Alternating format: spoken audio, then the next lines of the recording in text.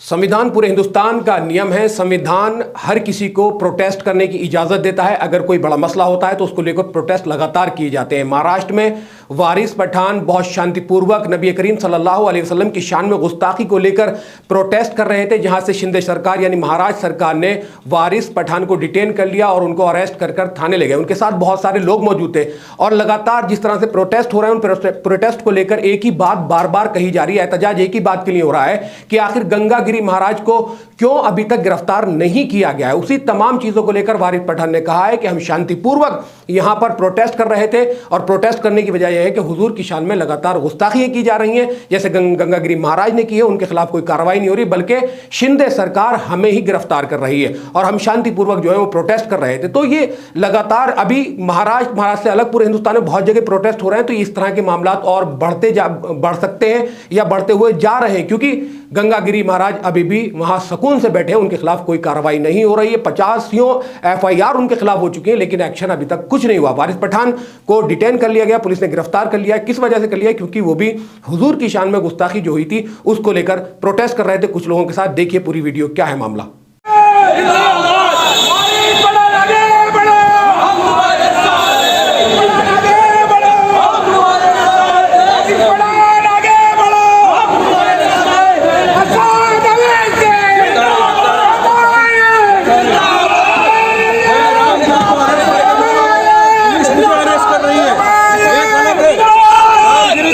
संविधान ने मुझे किया है हिसाब से,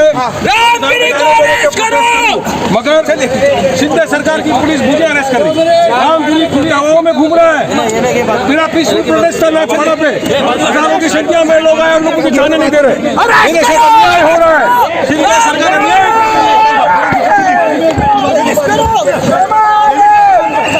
डेविड अंदर जा।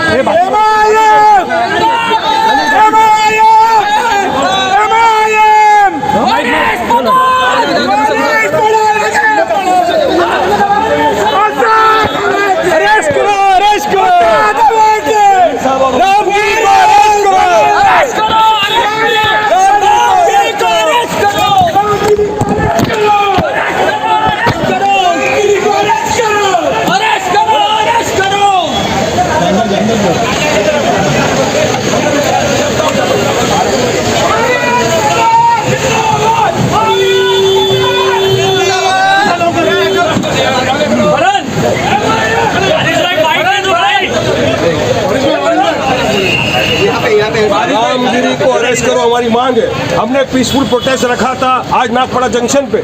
मैं वहां जा रहा था, पुलिस हमको अरेस्ट करके लेके जा रही है अभी।